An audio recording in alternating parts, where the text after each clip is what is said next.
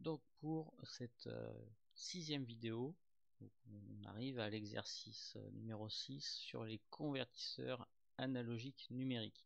Donc je vous ai dit à l'exercice précédent que un réseau R2R c'était utilisé dans les convertisseurs numériques analogiques.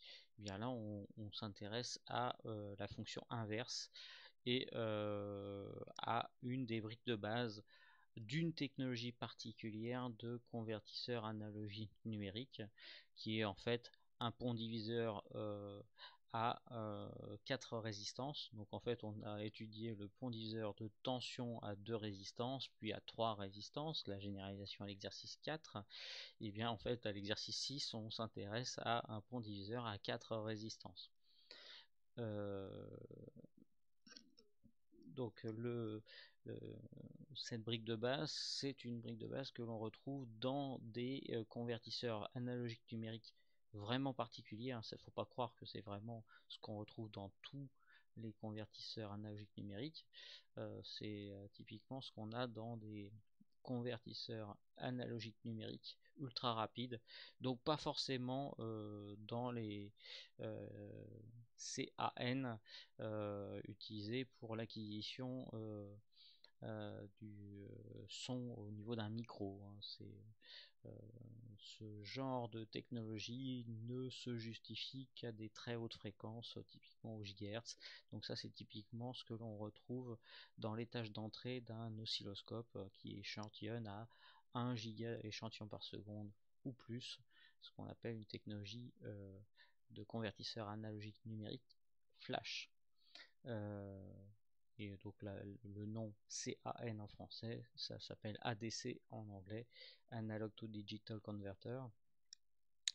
Et donc on se propose d'étudier tout bêtement un pont diviseur de tension, et je vous expliquerai ensuite en quoi ça sert pour faire de la conversion analogique numérique. Alors la petite subtilité du schéma qui se trouve ici, c'est que pour la première fois on voit apparaître un symbole euh, donc de masse.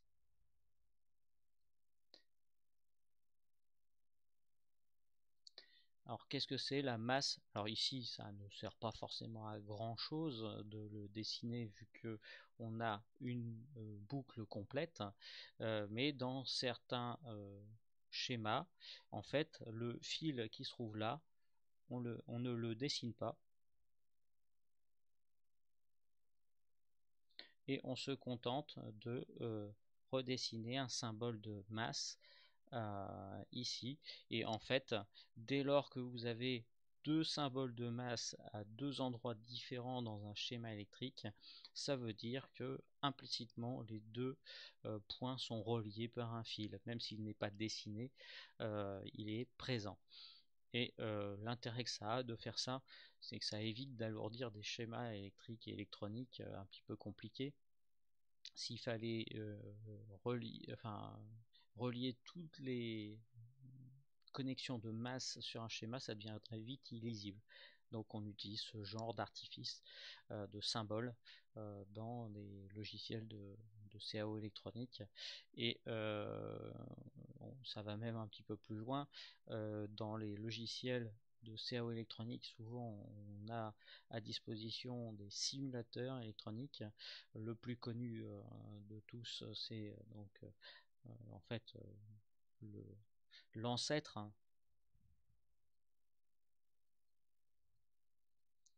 des simulateurs.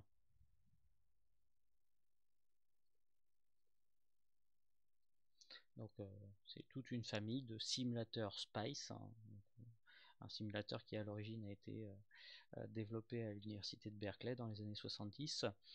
Et donc pour pouvoir faire une simulation de circuit électrique, il faut indiquer une référence de potentiel électrique, donc la masse, qui est le 0 volt, à partir duquel tous les potentiels dans le circuit sont calculés. Et donc si on ne place pas de symbole de masse, même si on a une boucle fermée, un schéma complètement rebouclé sur lui-même, donc théoriquement valable pour faire des calculs de circuit, eh bien le logiciel n'est pas capable de simuler. Il va générer un message d'erreur généralement parce qu'on ne lui a pas indiqué de référence de potentiel. Tous les potentiels étant définis par rapport à un point de référence. C'est exactement la même chose que définir une altitude. La tension en électricité, c'est l'équivalent d'une pression dans une canalisation hydraulique ou d'une altitude dans des cours d'eau. Le courant s'écoule d'une altitude élevée vers une altitude faible, et ce qui compte, c'est la différence d'altitude entre les deux points du circuit que l'on étudie. Mais il est plus commode de définir une référence donnée, par exemple le niveau de la mer, et donc dans un circuit électrique on appelle ça la masse, tout simplement parce que généralement ce qui sert de référence, c'est un conducteur massif qui est capable de drainer des courants importants sans qu'il y ait de différence de potentiel qui puisse apparaître entre ces deux différents points. C'est un conducteur tellement large, tellement gros, que sa résistance est très faible, et que entre différents points de ce bloc métallique, les différences de potentiel observables sont très faibles, et donc on peut raisonnablement dire que c'est une équipotentielle parfaite et que son potentiel vaut 0, tout simplement. Donc voilà, c'était la petite parenthèse sur cet élément supplémentaire du circuit qui est le symbole GND. Donc ground en anglais, alors ça peut être ground, ça peut être earth, les symboles peuvent varier, on utilise aussi ce symbole là pour la masse, mais dans ce qui nous intéresse, on considérera que c'est la même chose. Donc, pondiseur de tension, et on vous demande de calculer les tensions UI du schéma ci-dessous. Donc, vous avez potentiellement tout ce qu'il vous faut pour faire l'étude. Si vous vous intéressez à une tension particulière, par exemple la tension U1, en fait cette tension, il faut bien voir que c'est la tension au bord de cette résistance là, et que donc les trois autres résistances, qu'elles soient vraiment distinctes ou qu'elles soient fusionnées, ne vous intéressent pas, donc vous pouvez toutes les fusionner et vous retrouver avec un montage à deux résistances et appliquer la formule du pondiseur de tension.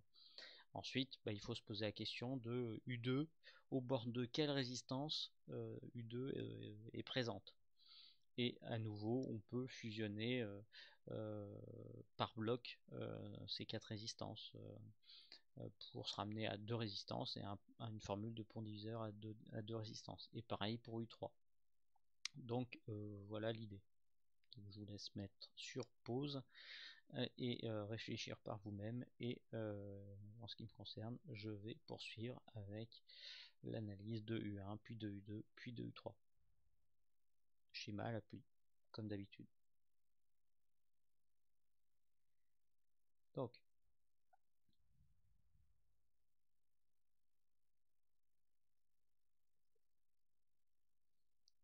alors j'ai oublié de noter, c'est E, la tension d'alimentation. Donc, on a trois résistances, R, R, R d'un côté, et ensuite on a E. Alors j'ai mis une flèche à l'intérieur par habitude, mais donc le symbole standard normalement c'est un rond avec un trait à l'intérieur sans flèche.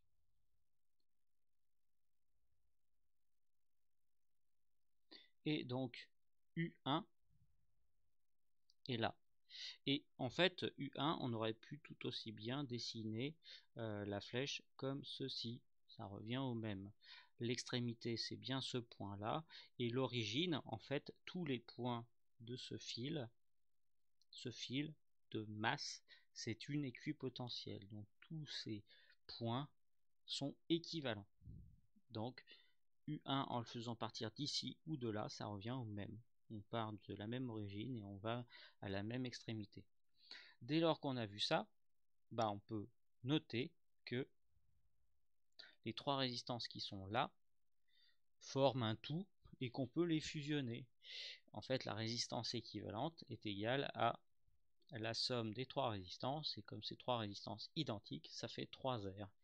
Ce qui fait que le circuit que l'on étudie se ramène à ce montage là.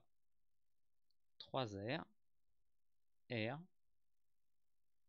E, et donc ce qui nous intéresse, c'est la tension qui est présente ici. Autant remettre le symbole GND. Et donc dès lors qu'on a posé ce schéma, on peut appliquer la formule du pont diviseur de tension. U1 est égal à R sur R plus 3R fois E. R plus 3R, ça fait 4R. R sur 4R, ça fait 1 quart.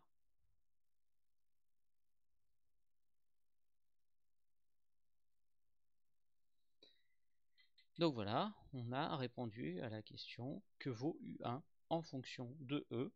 Ça vaut E sur 4, indépendamment de la valeur de R. Calcul suivant.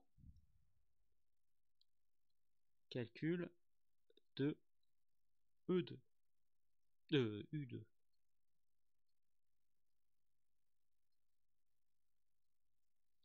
Donc on se retrouve avec une source,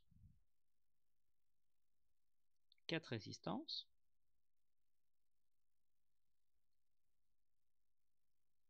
toujours le symbole de masse,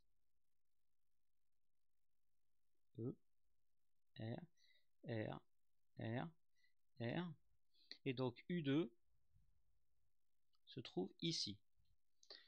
Pour les mêmes raisons que précédemment, on aurait pu tout aussi bien dessiner le vecteur U2 ici. L'extrémité c'est bien ça, c'est bien ce point là, et l'origine c'est toujours la masse, et donc tous ces points sont équivalents. Et donc une fois qu'on a dit ça, là on voit qu'on a intérêt à rassembler les résistances de cette manière là. Donc ici on a 2R et ici on a 2R. Et donc le circuit qui nous intéresse se ramène à ceci: 2R, 2R, E, et ici U2, toujours le symbole GND, et à nouveau on applique la formule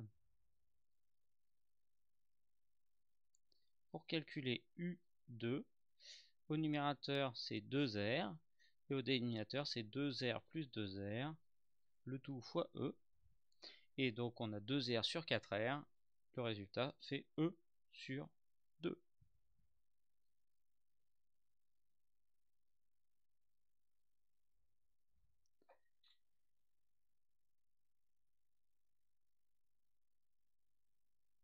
Ensuite, calcul de U3, on a notre circuit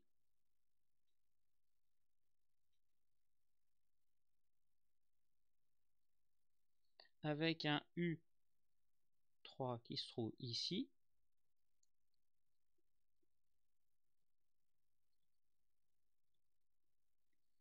toujours pareil, le U3 on aurait pu le mettre à l'horizontale avec la même origine qui est toujours la masse, et cette fois on voit que il y a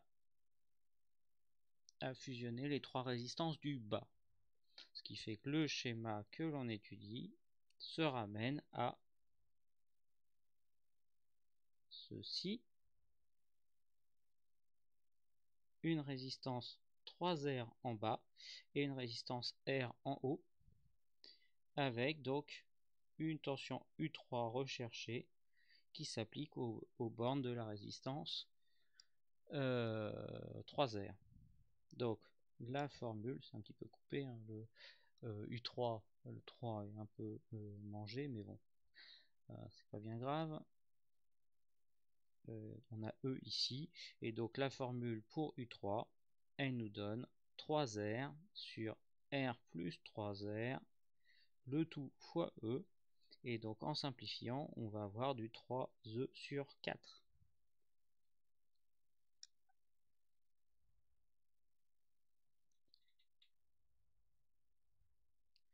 Donc le bilan,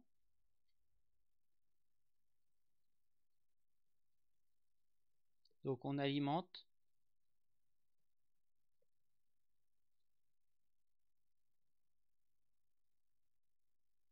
avec une tension E. On a U3 qui est égal à 3E sur 4. U2 qui vaut E sur 2. U1 qui vaut E sur 4. Et on a le GND qui vaut 0. Autant le préciser. Donc en fait,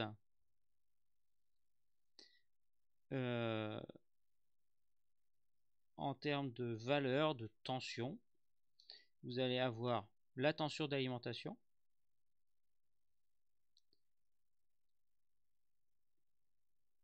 E sur 2,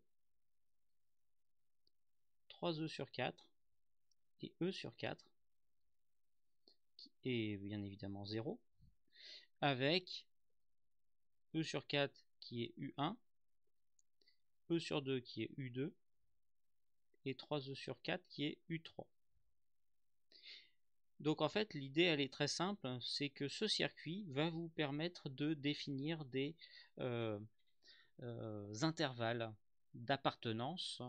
Vous devez imaginer disposer d'un convertisseur analogique numérique qui accepte, donc qui est alimenté avec une tension E, qui accepte un signal d'entrée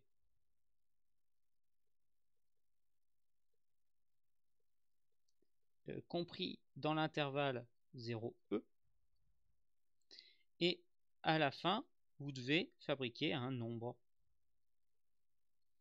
Et donc ce nombre, il va prendre différentes valeurs en fonction de l'intervalle dans lequel appartient le signal d'entrée, en fonction de l'alimentation et du GND. Donc l'alimentation d'un circuit, ça se fait entre le GND et la tension d'alimentation E, dans notre cas. Donc là, en fait, avec notre dispositif, on voit qu'on a 1, 2, 3, 4 intervalles. En fait, on va avoir un nombre sur 2 bits, vu que 4 c'est égal à 2 puissance 2. 2 bits sont requis pour fabriquer le nombre que l'on veut en binaire. En fait, le convertisseur analogique numérique va sortir sur 2 fils le code 00 si le signal d'entrée est compris entre 0 et E sur 4. Ensuite, il va vous délivrer le code 01 si le signal d'entrée est compris entre E sur 4 et E sur 2. Ensuite, il va vous délivrer 1, 0 si le signal d'entrée est compris entre E sur 2 et 3E sur 4. Et ensuite, il vous donnera le code 1, 1 si le signal d'entrée est compris entre 3E sur 4 et E. Donc, pour ceux qui n'ont jamais fait de numération en binaire.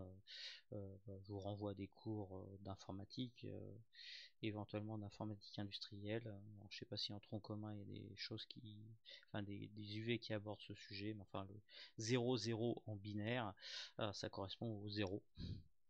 0, 1 ça correspond au 1, 1, 0 ça correspond au 2, et 1, 1 ça correspond au 3. Et donc bien évidemment, plus vous voulez coder sur un nombre de bits significatif, plus vous allez devoir découper en tranches fines la plage de tension disponible entre 0 et E. Et en pratique,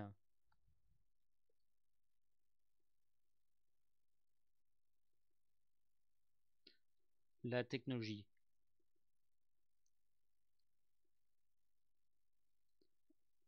d'ADC, donc de convertisseur analogique numérique, flash, celle-là, utilise 8 bits.